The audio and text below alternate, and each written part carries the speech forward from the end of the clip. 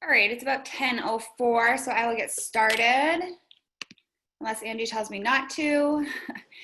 For those that don't know me, I'm Megan Diver, and I focus on education and workforce development for the Chamber. The Chamber has hosted a number of webinars through this COVID-19 pandemic, and we thought that this one was relevant to employees and employers. So we are hosting it with Educate Maine.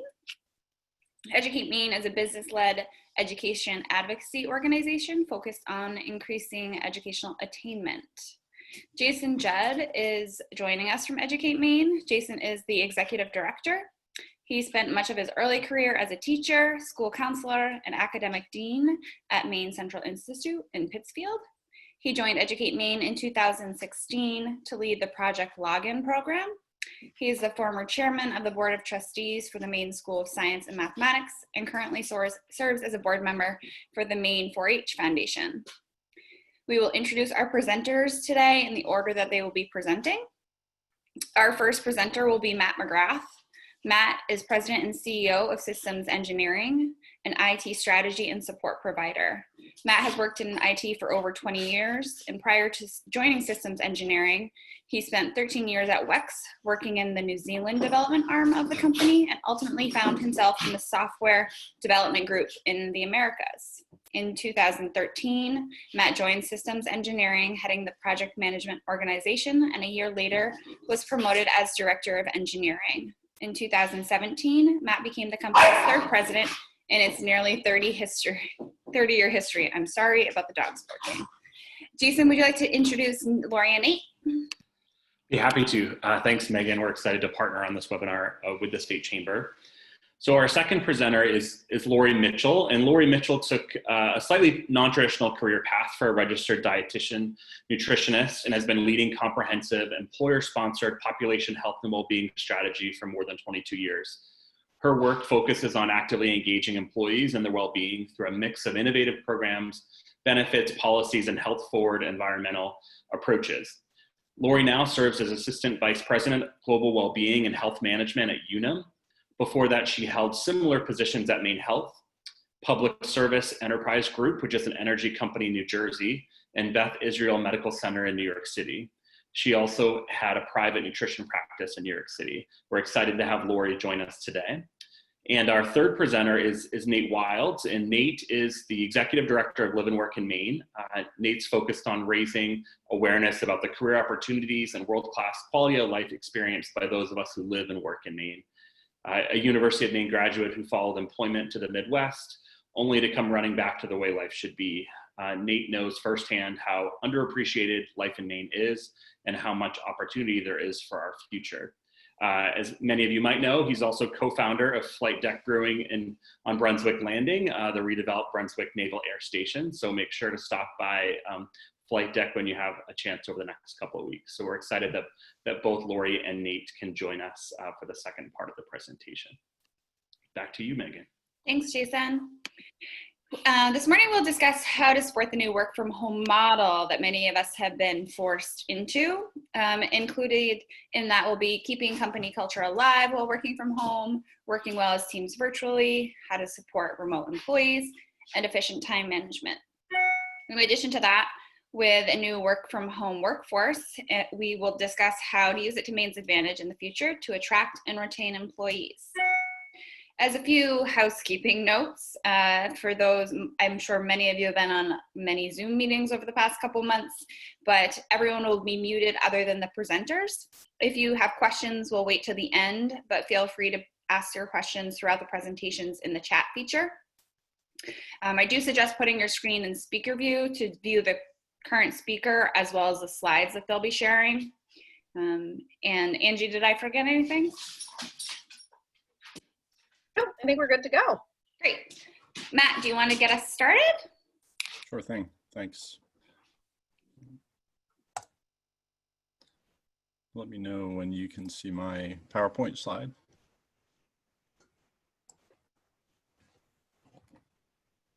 You're all set, Matt. We can see it. All right, cool, thanks. All right, well, thanks to the Chamber and for the sponsors this morning for having this. I think it's an important topic.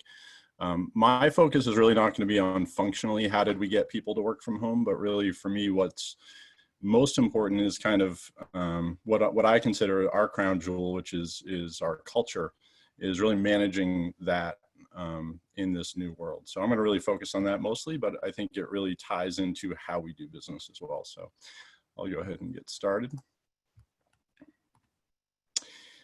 So really for me, we're going to talk, I keep talking about this whole work from home experiment and really the pandemic as a light switch event. And I really see, I'm really kind of a glass half full person. And so for me, immediately it was a focus on potential and the opportunity that this presented for us as a business. It also really, one of the things that was really critical for me, and I'm going to talk about today is and what's been really, I think, a big piece of our success in this kind of work from home model, remote work model, is the trust that existed before all of this, and really the trust that we work very hard to nurture in this remote work environment between the employee and the employer. And so we'll talk about different ways that we look at that. And also some of the leadership challenges. I think as I look across the landscape of 150 employees, the people that I think this has landed hardest on has been the managers, partially because of what I'm asking of them, but also because I just think the nature of this raises some different responsibilities from managers that they're not necessarily used to. So I'll very briefly, I think it's important to give you the context of who we are as a company. We are 150 people. We're 100% employee owned. We've been around for over 30 years. We tend to fly a little bit under the radar. So a lot of people don't know who we are, but, very proud of our history. We have a couple offices, one here in Maine, one in New Hampshire. We historically, and really up until I'd say March 13th, the morning of, operated in a very traditional model, right? 90% of our employees reported to duty somewhere into a building, sat in a cube. I just spent $300,000 on cubes. Yeah, how about that? So just in time to send people home. A lot of our people are driving 45, 50, 60 minutes in each direction. Also, our service delivery model was one that required pretty consistent in-person, didn't actually require it, but it called for or asked for a lot of in-person work, which was a lot of commuting time. So on the good side, though, we were really 100% prepared technically and from a procedural perspective for remote work. So what we do really helped us, but also the people that we have in the building really helped us. For a long time now, we've been doing daily bottoms-up huddles that touch every employee, and I'll talk about why I've added this in there. But really what we do is from the front lines all the way up to my direct reports, we meet either every day or every other day, and by 9 a.m. we know what's going on in the entire company, and everybody's kind of free to go do their work. I bring that up because in comparison, here is life after March 13th, right? It's really identical in many respects with the exception of the physical presence. We are still the same number of people. We are still working effectively remotely. We still have the daily bottoms-up huddles that touch every employee.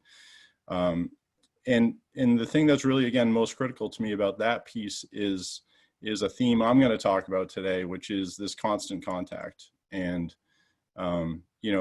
one of my immediate fears and anxieties when we said we're going to now move everybody home or remotely was the invisible loss of contact with people, right? It's the quiet folks on your staff who you lose contact with a day, 2 days, 3 days, and all of a sudden they've gone too far. And you don't know it until it's too late. And so for me, what was really critical early on was to find mechanisms to maintain constant contact with people. And we'll talk a lot about that. So back a little bit to the opportunity. So, and I really feel like our responsibility as business leaders is to see the upside in everything, right? We have to deal with reality, but we also have to see what the opportunity is. And I think anybody who's really made big change in an organization knows that it's massively time and energy consuming and often doesn't get the outcome that you're looking for. And often if you've been through those, then it's daunting to even think about major organizational change. But for me, these big light switch events really disrupt enough that you've got people in a place and an organization in a place where they can accept change. And that's one of the upsides here. The other thing I think is critical is that for all of us, particularly in Maine, the future of our success in business it requires agility and resiliency. It just does, right? Doing business the way we've done it for the last 100 years is not going to get it done. And it's not to say that we can't be somewhat successful. My point is that there are competitors that are coming from all directions, and they're competitors because they're doing things differently and they don't have the same boundaries that we have. So our ability as a business to be agile and resilient, I think, is a key characteristic and a key quality for us to develop as we go forward. And at the same time, those qualities don't develop in quiet seas. When times are good, it's hard to sharpen the sword, right? It's hard. You miss out on a lot of those opportunities that actually make you better. So again, upside. The other thing I really look at here is that the change to remote work, this levels the playing fields with your competition, right? So it draws down geographical boundaries. It means that you are just as likely and just as happy to hire somebody maybe in a different territory than you would be to hire somebody in Gorham. And so those are really kind of some of the mindset changes that I think that we're trying to bring to the table. And at the same time, in a moment like this, when the world has plenty of challenges at its hand and your employees are being impacted so clearly, this is the time, in my opinion, to do everything you can to make your employees comfortable. They will remember how they were treated and how they were valued. And this is a great opportunity to reflect, have your actions reflect how you feel about your employees. The other thing here is, I think we all know, if you've been through a battle with someone, with a team, that's a bonding moment. You come out of that a stronger unit than you went into it, invariably. And that's certainly something that's happened with systems engineering. And I feel like, you know, there are moments in this world when you really have to take advantage of those bonding moments, and you got to endure them, and you come out the other side a better team. So what does it mean specifically to us? What have we done? I talked a little bit about it, but for me, it's about doubling down on the things that make you great, right? So it's about employee relations. It's about driving customer service. It's about making sure that the value that you deliver to your customers is the highest value it possibly can be. And for me, the way you do that, that starts with how you treat your employees. Give them everything they need to be successful. Hire really smart, capable people who you trust, and then give them everything they need to be successful. And in the work from home model, often that's tangible things. That might be 2 screens. It might be a docking station, a firewall. It might be all these different things. But you got to give them everything that they need to be successful, in my opinion. And then, all the other things that make us who we are. We don't change these things just because we're working remotely. Community involvement, there are plenty of ways to do that, right?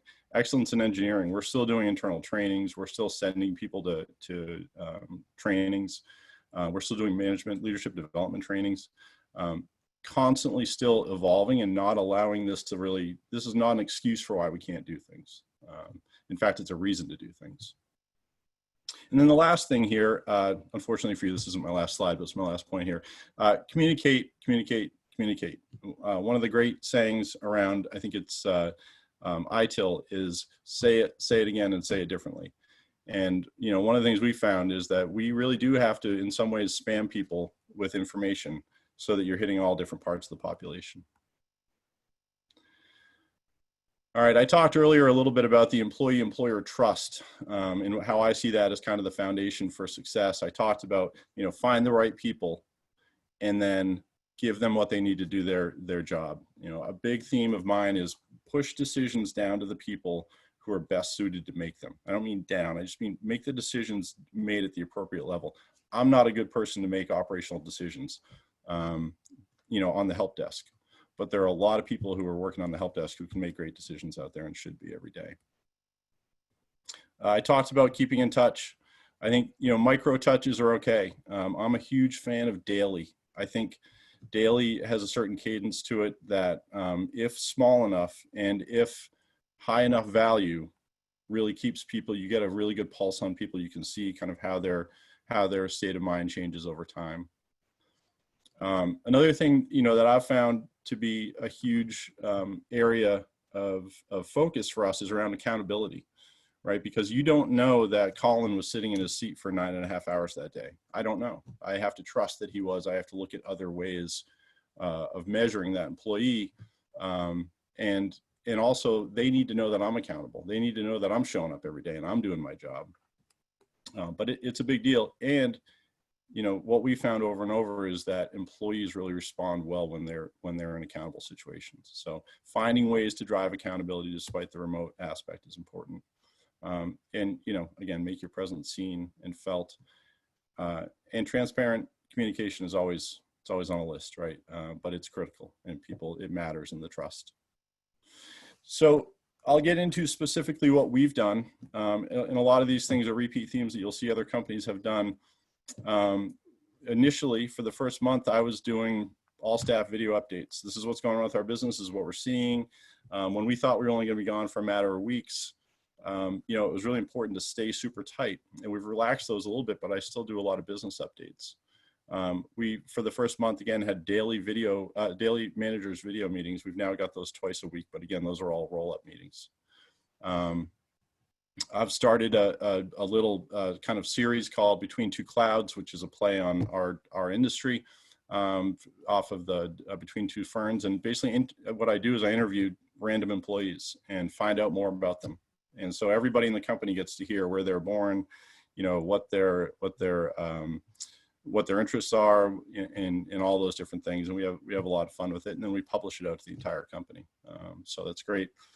All video, all the time is our rule. If you're in a meeting, your video should be turned on. If you're having a call, it should be a video call. Still very, you know, very active with the wellness committee. We do the virtual happy hours that a lot of people do, shared lunches. We do virtual boot camp workouts, which have been fun. And HR is communicating with great consistency, and really has used it as an opportunity to centralize their communication as well. So just a few messages to kind of summarize here. You know, obviously, as I said, I'm a glass half full person, but we have no option, right? You got to make lemonade. Be brave, you know, confront some of those things that you've always wanted to do. One of my least favorite rebuttals that I hear is that you can't operate can't fix the plane while you're flying it. And so now I'm saying, okay, well, the plane is idling. Let's get to work. It's not to say we're not busy, but we have an opportunity right now to make some changes. Really, maybe most importantly, listen to the people around you. You know, they will tell you the best way to get this thing done, the best way to solve these problems. But none of us have ever been through this before, right? So we don't know the right answers, and listening and hearing and getting that feedback is critical. Again, be willing to consider changes to your traditional model. You know, and if in 5 years you know that your current model is, or your current way of doing business needs to change, now's a great time to get started. And I think that the big thing, this final point, protect the crown jewels, in our case, culture. You know, it's just a ton of energy and focus going into how do we protect what's most important to us, which is our culture, because that ensures great delivery to our customers. It's core to our employee experience. And it really is, it's what's brought us here over 30 years. So I know we have questions later, but that's from a systems engineering perspective, that's really how we're looking at this remote working time and some of the impacts on our business. Thanks for sharing that. We really appreciate it. Lori, are you ready? I am getting ready. Share my screen. Okay, and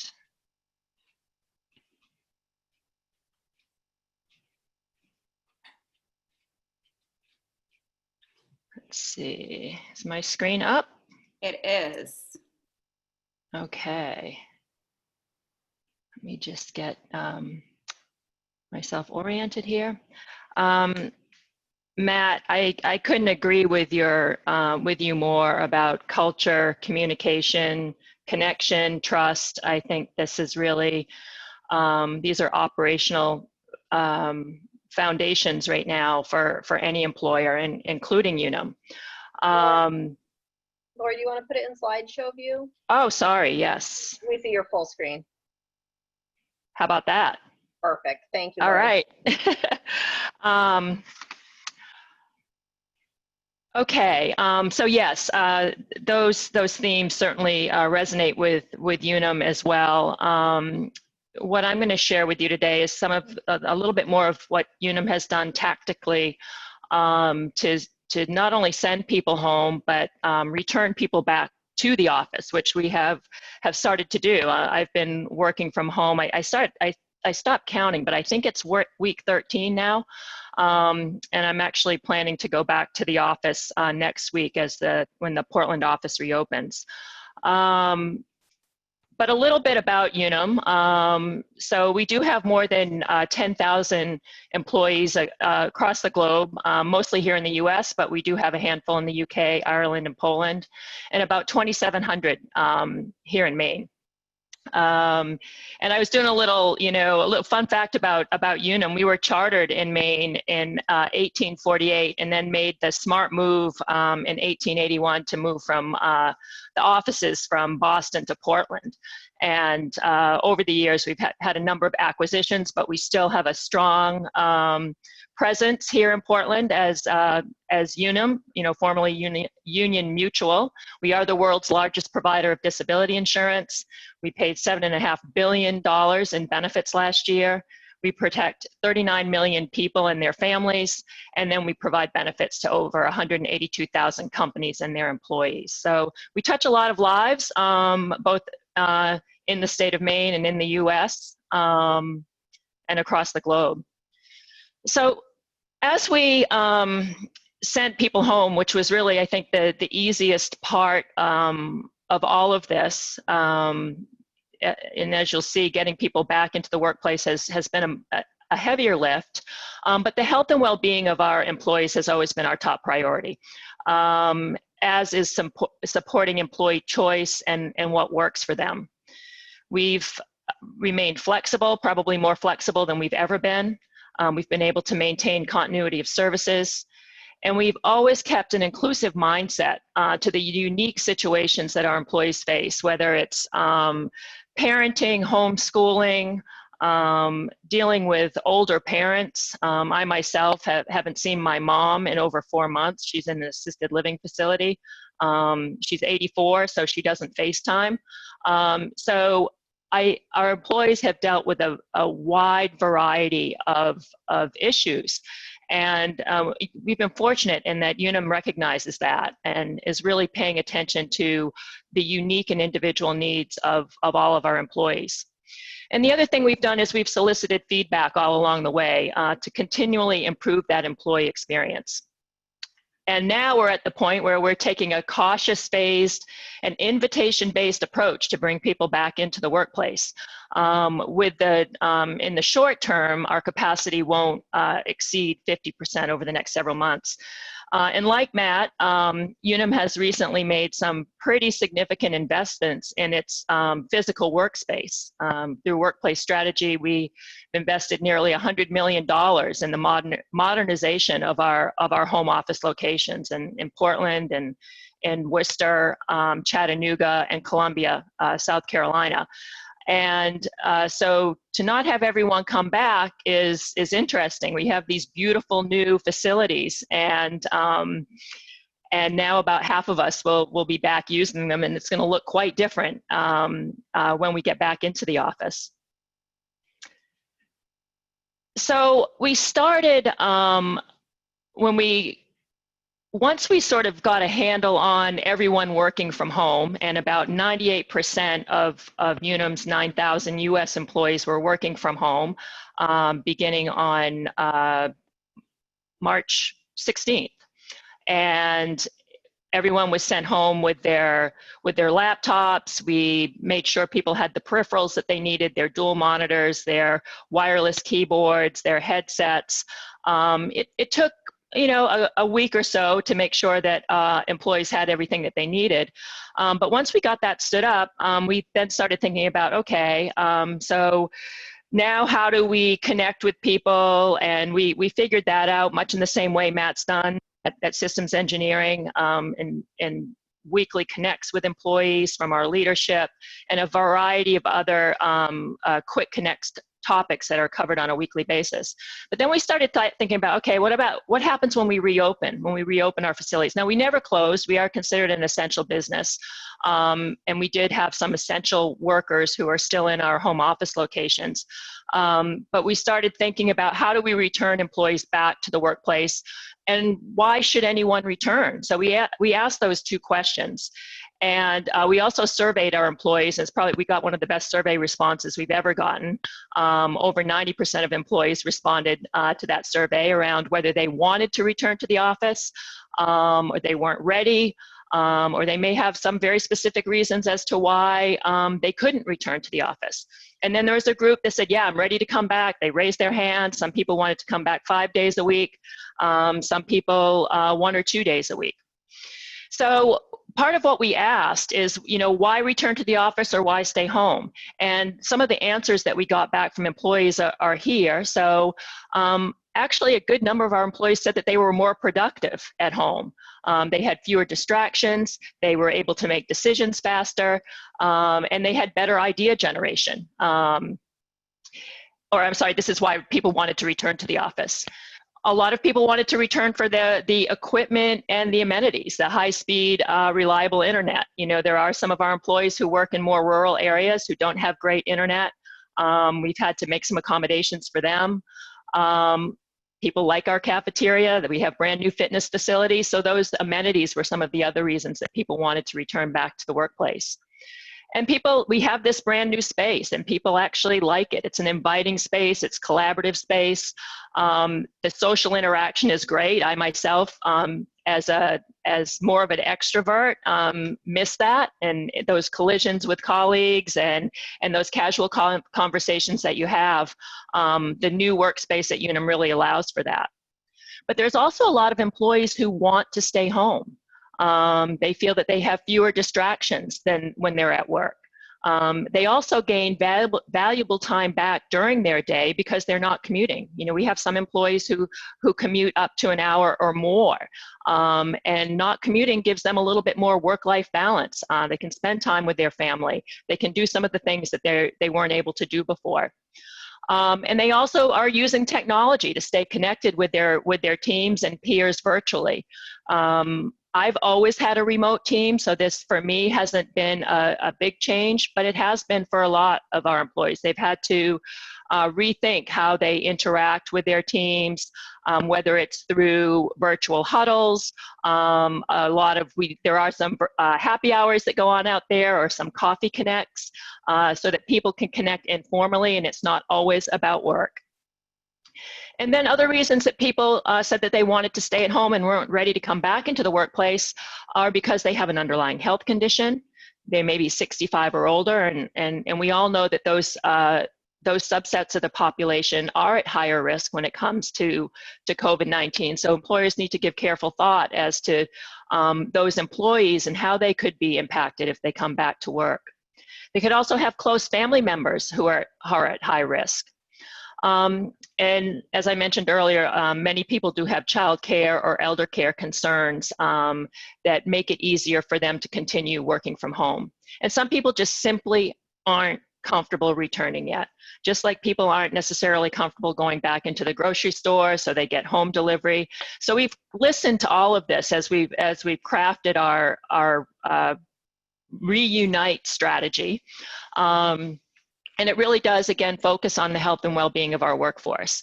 So we have a Reunite hub on our intranet, and this has been renamed. It was the COVID hub, now it's the Reunite hub, but there's content there and resources for both employees who are working at home as well as for those who are planning to come back into the physical workspace and what they need to do.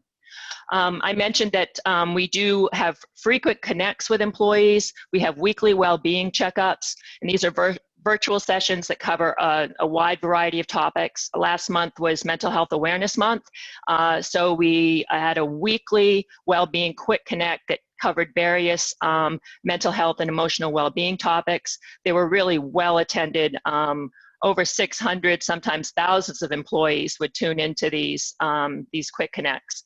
And then our leadership does a virtual quick connect every week as well, and what's going on in the business, what we're planning, what we're thinking about, with a big emphasis as we return to the workplace on employee choice. No one is being made to come back into the workplace. It's entirely up to them.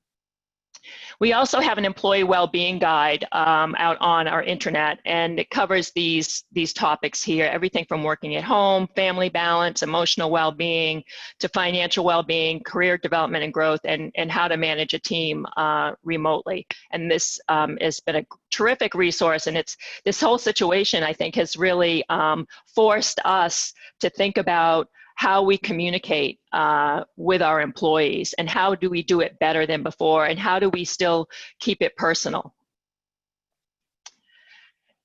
So another tactical element, as you know, we continue to focus on employee health and safety and returning people back into the workplace, is having a communicable illness policy. So basically that says, if you're sick, don't come to work. Whether it's with COVID-19 or something else. That's just good public health and population health strategy. All employees will have assigned workstations now. We used to have a lot of flex seating. There were some assigned workstations. Now they're all going to be assigned. We're reducing the use of shared equipment such as phones, keyboards, mice. Employees are being strongly encouraged to use face coverings, and Unum is providing these for employees who do choose to come back into the workplace. And then we have protocols. And you see this little screenshot here. This is a self-assessment that every employee who's been invited back into the Unum workplace needs to complete. It's a text symptom checker. It looks a little bit different than the screenshot you see here, but it basically assesses for the symptoms that the CDC has identified with COVID-19, as well as any contact or exposure that someone may have had. And as long as people say no to those two questions, they get you're approved to return to the workplace. You need to do this every day, as well as take your own temperature.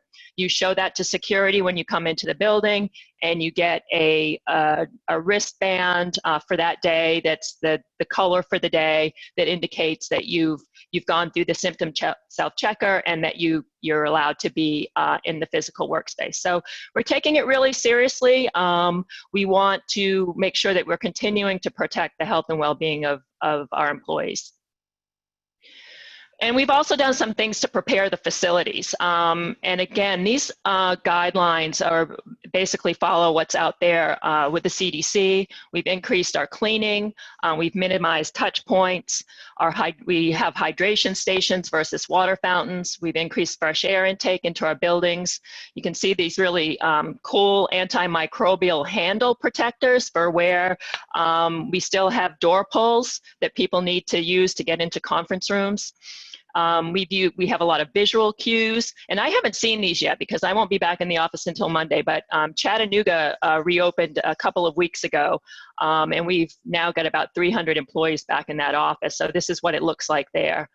So there are visual cues and floor decals to make sure that people are practicing social distancing. The desk space itself looks like a checkerboard, so every other workspace can't be used, again, for social distancing purposes, and we've reduced the capacity in our conference and huddle rooms and focus rooms. So every conference room or huddle room that's open, it has a maximum capacity, and then once people are in there, they're expected to socially distance, as well as wear their face covering. And in our common areas, such as our the dining area and our what we refer to as town centers, there's limited seating capacity, again, to promote social distancing, and limited capacity on our elevators. And then, as Matt mentioned, you know, communication and education has really been foundational to our interaction with employees. And communications are frequent, they're clear. We rely on employee feedback to adjust those communications as necessary. We have playbooks out there to guide people through this process. We have videos. The top corner is our CEO, Rick McKenney, and our Executive Vice President of HR, Liz Ahmed, and talking about the return to work process for employees. And it's really been a lead by example effort as well.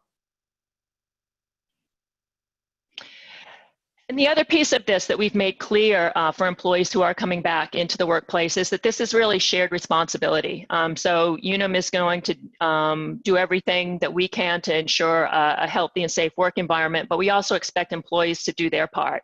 Wear their face coverings, wash their hands, avoid touching your face, shaking hands, stay 6 feet apart. Have to clean your desk every morning and evening, so you can't leave any of your stuff on your desk. Every employee is getting a new wireless keyboard and mouse. There's any shared space will be disinfected, and employees are also being asked now to take home their portable equipment, and that's their laptop and their headsets every day in the event that for some reason they're not able to come back into the workplace the next day, or we're in the situation where we're sending people home again if we are seeing an uptick in community spread of COVID. And so this is our reopening in the Chattanooga office. Some things that we did that went really well and that employees appreciated. We had open hours before the return. That was for both employees and their managers. And it really walked them through the playbook and what it would look like when they returned to the office and what they needed to do prior to coming into the office and once they were there. Over communication was really the key to leading up to the return. And then every employee is getting a welcome back kit, those that choose to come back into the office. And then we greeted employees when they came in so that it was a good experience and that they felt comfortable. And our surveys did indicate that employees felt very comfortable coming back into these were invited employees, but they felt very comfortable and safe coming back into the workplace. And this last slide is really a list of some of the resources that are available for anyone. Unum has done a lot to repurpose the things that we have put in place for our own employees and made them available to other employers. So this making remote work, navigating well-being and productivity during a global pandemic is out there for all of you to take a look at. And then we have a series of podcasts that address some timely topics in the age of COVID and some of the issues that that many of you may be thinking about and how to address. So there's everything here from legal concerns that you may have to topics covering emotional well-being of your employees. And then if you haven't already, I'd encourage you to look at the CDC Workplace Decision Toolkit. It can be quite helpful as you contemplate if you have closed your office, returning to the workplace and what that should look like. So thank you very much. Thanks, Lori. Nate, you're up. All right, good morning, everybody. What I thought I'd do is, with that fabulous foundation in place, is share some of the information and opportunity that we're seeing at Live and Work in Maine for not just positioning Maine for growth into the future, but also to meet the new reality of the light switch moment, which I love that phrase, of the reality of a lot of this happened overnight, but a lot of the new workforce reality that Maine is currently facing is working in large part because of the culture and because of the amenities that Maine already had. And so I thought I'd start with just some foundational information, data that is relatively new, and then to the extent that there are questions, we can tackle them from there. So, and as I'm pulling up my screen here, for those who aren't aware, Live and Work in Maine is a not-for-profit organization. Our mission is to attract and retain talent in Maine that Maine employers need to thrive now and into the future. So we do our work in partnership with Maine employers.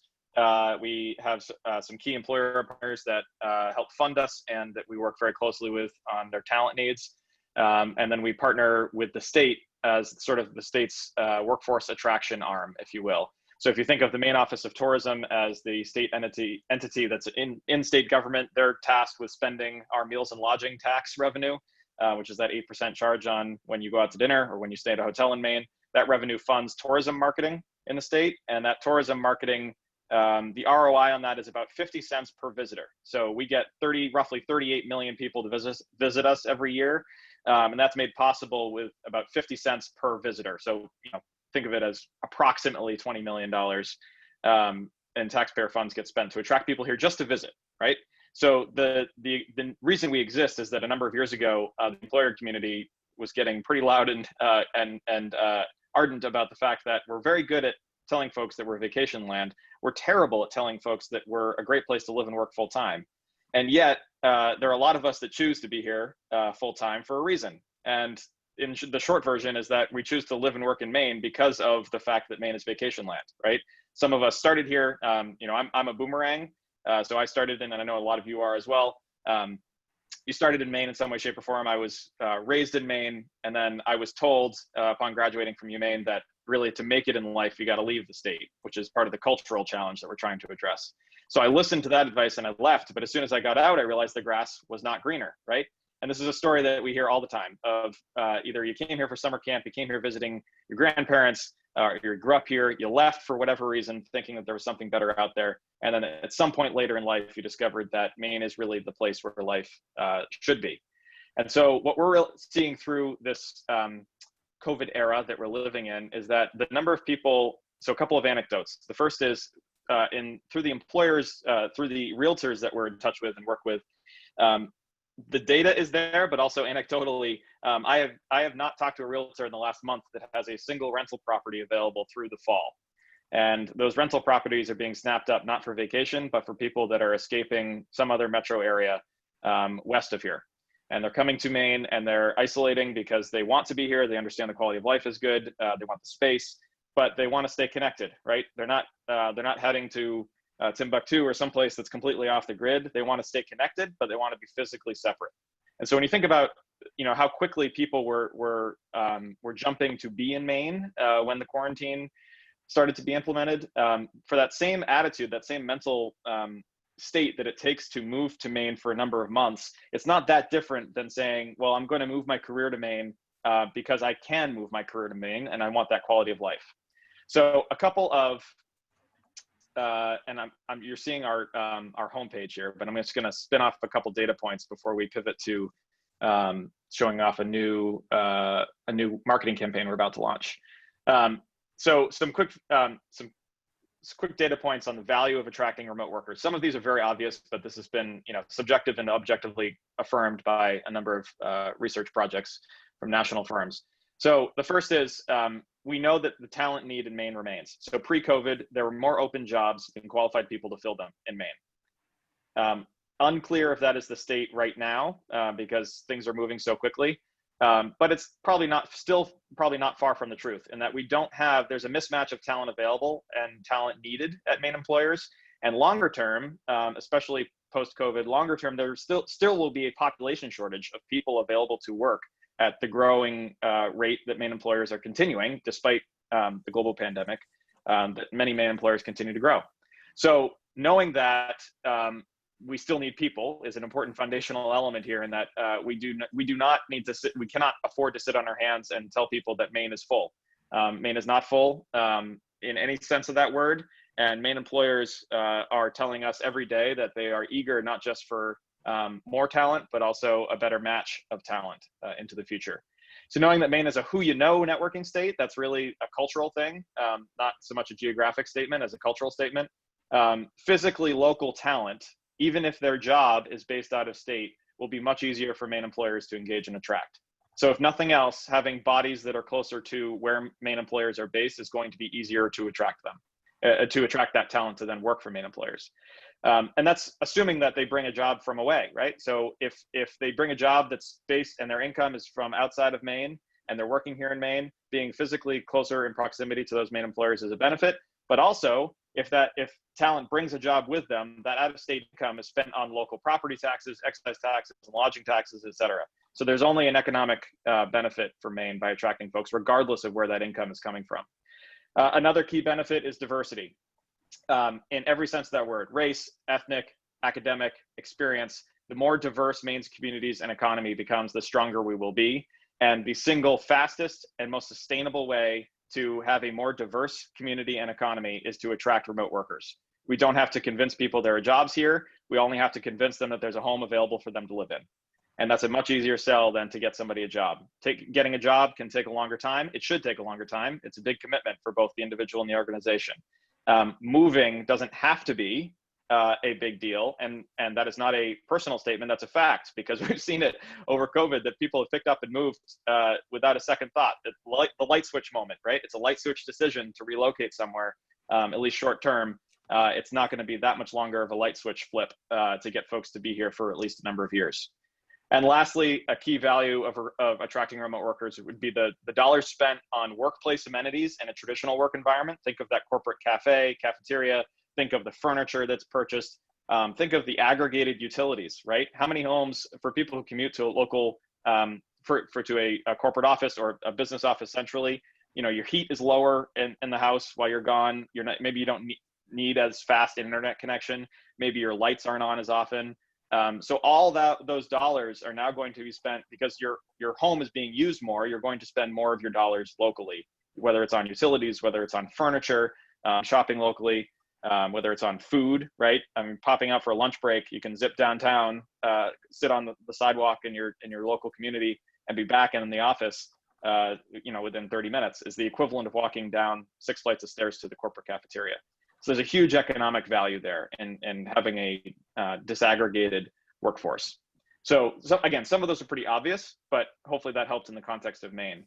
And then some highlighted features that we're seeing as Maine's competitive advantage here. Again, a lot of these are pretty obvious, right? First one, quality of life is suddenly a lot more important.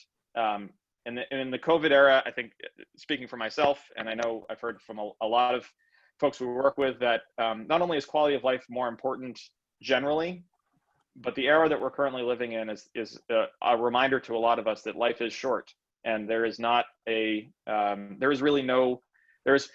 excuse to be living and working in an environment in which that does not make you happy. And so, to the extent that you want what Maine has to offer, we want to make sure that you know you are welcome here, and that you have the access to that opportunity. We are not going to pretend that Maine is something that we are not. You know, we are not going to convince you that the Old Port is going to be just like New York City. If you really love the pace and life in New York City, we would be foolish to try. But if you want what Maine has to offer, we want to make sure that you have access to that. We are known as vacation land for a reason, after all. And then some other edge, the practical element of, if you're moving from a metropolitan area, typically you're going to seek additional square footage and or space for either a separate home office or a just more mental space, right? If you want to, I think I'll get a dog now. Suddenly it's hard to have a dog and a home office in a studio apartment. You want another room. Again, that's a benefit because a small home in Maine is the equivalent of a gigantic apartment in New York City. And then the cost of living is lower. I'm happy to answer some questions about this, but the premise here is that the cost of living in Maine overall, and on a lot of specific line items, is much lower than big metro areas, and much lower than even some rural areas out west. So there's a lot more value for the dollar, yes, in housing, yes, in quality of life, which is a subjective category that we can measure. In food quality, right? Access to some really high quality experiences that go beyond just the tax bill you get every month. It's also what you get for those dollars. And what we've seen is that you get a lot more for those dollars by choosing to be in Maine.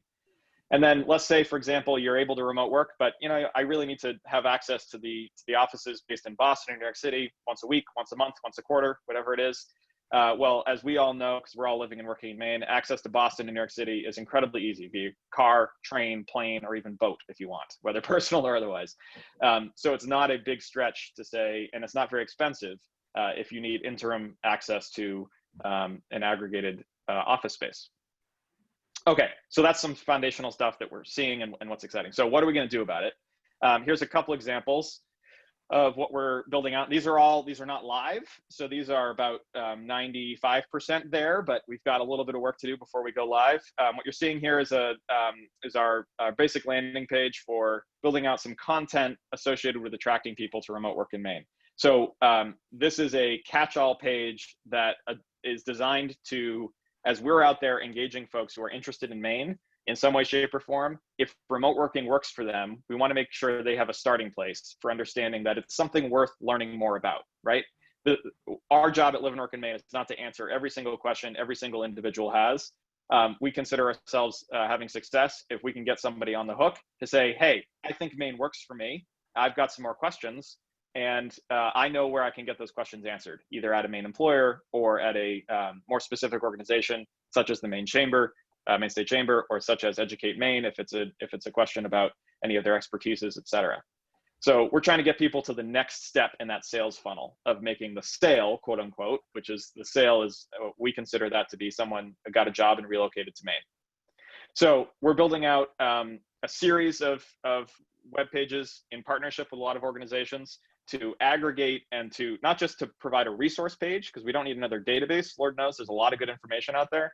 We're simply trying to organize it in a way that's actionable from a marketing perspective, which has not been done before in the state. And then this is a tool, this is an example of the kind of, really basic tool, right? Google allows you to make your own custom Google map. Well, gee whiz, wouldn't it be neat if we could see a visual of where the co-working spaces are in Maine, so that we don't need to convince somebody that this co-working space is better than that co-working space. All we need to do is show them that, yes, there are plenty of co-working spaces in Maine. If that's an important amenity for you, here's a visual marker of where you should start looking as a place to relocate. We're going to be working on something very similar regarding internet access. So internet access in Maine, the common conversation about it is that it sucks and there's not enough of it. We agree, it could definitely be better. However, by talking about how terrible it is universally, it's really not helping our cause in getting people here, because the reality is that internet is great at certain addresses, right? I live in North Bath now. My internet here, but just before we moved to North Bath, we lived in Harpswell, on the east side of Harpswell, on an island that has a bridge, but it was an island nonetheless. And the island, our house in Harpswell on an island, had faster internet at a lower price than downtown Portland. So if internet access is important to you, we need to be able to put out, we know we need a tool to say, look, internet is not a universally available thing across Maine, right? In fact, a lot of Maine, the benefit of some parts of northern and western Maine is that there is no cell reception, and we're very proud of that. So the fact is that you can't get internet everywhere, but here are the addresses or the tools in which you can use to verify that the house you're looking at or the community you're looking at does have internet access for you. Because the reality is most communities in which people would want to remote work in do have internet access. It might vary street by street, but it's there. And so we want to make sure that if people want to go to Belfast, they want to go to Searsport, they understand that they need to look at the exact street address that they're interested in moving in to validate, but it's very possible. This is not a universal truth one way or the other. So those are some examples of kind of the tools that we're building out. The next step is to take those tools and to start to distribute them through our partners and through folks like yourselves who are interested in supporting and promoting remote work. This is a storytelling adventure as much as it is a call to action for folks. And so we're going to be looking for partners in the employer sector and partners in the nonprofit and community organization sectors to help us get the word out, but also help us be smarter about this. We are not the expertise in remote working. We're just the aggregators here. We're trying to put together a toolkit and a vehicle that everyone in Maine can leverage to tell our story as efficiently and as loudly as we possibly can. So there's a lot of different directions we could go in, but I'll stop there knowing time is short, and I'm sure there's some questions for all the speakers today. Thank you, Nate, and thanks, Lori and Matt. I don't see any questions in the chat, just a comment. So if you have any questions, let us know in the next 3 minutes, but I will just read the comment that Paul writes. He says, Maine has the best opportunity in its history to attract work from home residents to our communities. Nearly every area in Maine offers far superior living options than crowded metropolitan and urban areas across the US currently suffering from lockdown. Now that everyone knows many jobs can be done from anywhere, we need to invest in nationwide marketing to attract those fed up workers to move to Maine and bring their well-paying jobs with them. They already come here to vacation. Now they no longer have the no good jobs excuse and can live in their vacation land. I would say that I would agree with you, Paul, and I think that Nate probably would too. Amen. Sounds like we got a success story video in the making. Well, in the interest of time, we still have 2 minutes. Oh, so there is a question. Please explain what a co-work space looks like.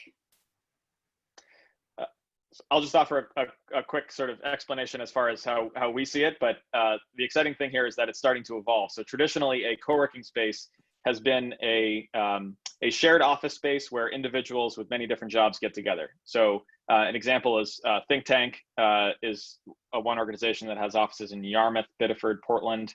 Cloudport in downtown Portland is another co-working space. So the idea is that it's a physical space that is shared by many different people, individuals and small organizations. So you get the benefit of community, of social networking, literal social networking in person. You get the benefit of in-person events. Remember those? Weren't those great? You get the benefit of that sense of community and shared resources. So you share one, very sophisticated, very nice copy machine that maybe you as an individual or you as a startup couldn't afford yourself, but you get the benefit of having access to, and as a result of paying a membership fee to an organization like that. So there are a number of those facilities across the state. Pre-COVID, the state had prioritized funding and supporting the development of additional co-working spaces, not because you need one to remote work, but oftentimes it can become similar to a catch-all coffee shop in a downtown community. A strong co-working space has been proven to be an important economic engine for attracting certain types of startups and individuals. So there are examples, and the cool thing about a co-working space is that there's no prescription for what it needs to be. So oftentimes they vary greatly depending on the community they're in. For example, Portland, Cloudport, the facility is very different than one you might find in Searsport, for example, or in Belfast or in Bath for that matter. But the facility is also in partnership with some larger employers in Portland, has a lot of events and has a lot of opportunity to connect with organizations like Unum and like others that are physically close by to that facility and have the ability to help either fund or participate or mentor or simply network with some of the individuals and startups who are working out of that space.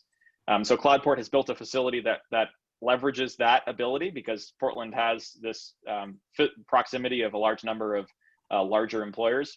And then some of the more rural communities that maybe don't have a huge organization or a number of larger employers in town, a co-working space might be integrated in with a restaurant and cafe where families and retirees who live in the community can be a part of that community. So the neat thing is each one can have its own template and its own atmosphere depending on what community it's based in.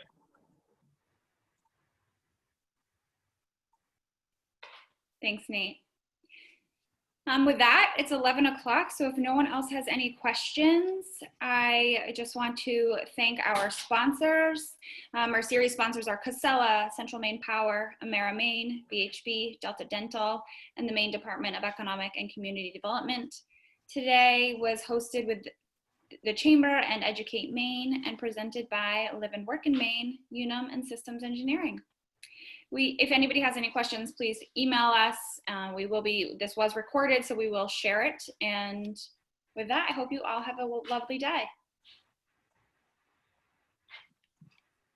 Thanks, everybody.